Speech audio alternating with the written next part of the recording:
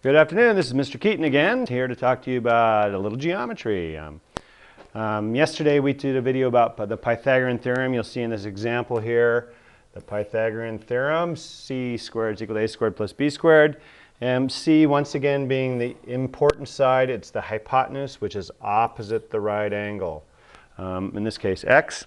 So there's an example worked out here.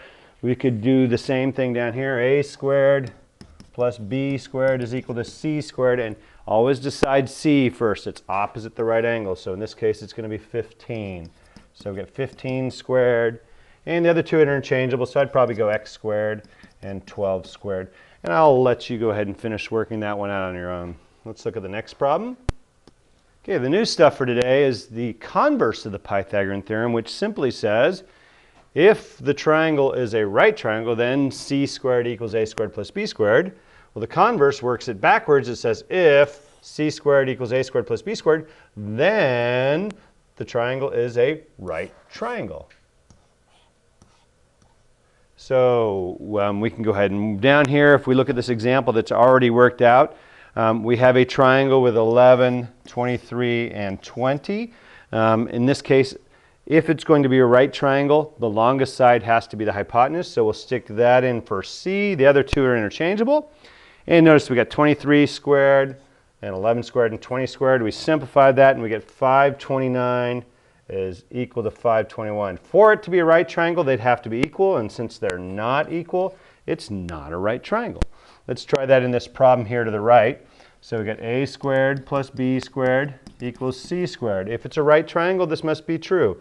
The longest side is 2 radical 41, so we'll put that in for c. Always put that in first. And the other two interchangeable, so I'll go 8 squared plus 10 squared. That gives me 64 plus 100 is 164. If this is the right triangle, that right side should also be equal to it. So when I square that, it's going to give me 2 squared, which is 4 times 41, which is 164. Thus, it is a right triangle. If it wasn't equal, it wouldn't be a right triangle. We can take this one step farther. Let's look at the next couple theorems here. The next two theorems are saying, hey, what kind of triangle is if it's not a right triangle? Well, if the longest side, the c squared side, is less than 0, that means c is smaller than what would make it a right triangle. It must be a acute triangle. So if c ends up being smaller than a squared plus b squared, it's an acute triangle. If it's greater than a squared plus b squared, it must be an obtuse triangle. If it's equal, obviously it's a right triangle. So let's test this problem. Can segments with lengths 11.2, 6.5, and 7.1 form a right triangle? Let's start drawing something. 11.2, 7.1, and 6.2. So 7.1, 6.5, excuse me, and 11.2. Well, once again, the longest side is going to have to be our c. So we'll go c squared is equal to a squared plus b squared. 11.2 squared is equal to 7.1 squared plus 6.5 squared.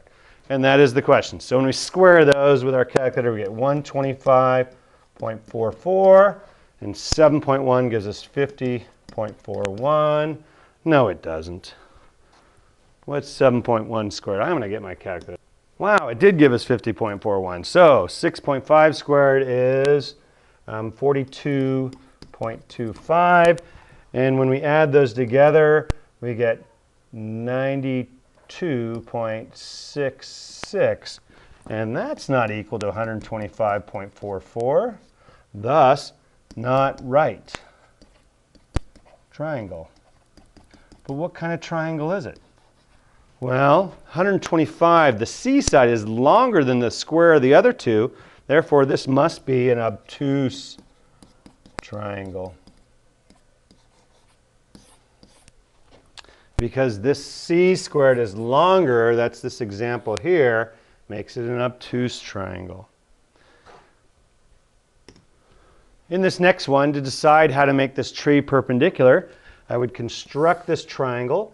I would make this 3 feet, this 4 feet, and for it to be perpendicular, the other side is going to have to be 5 feet using a Pythagorean triple.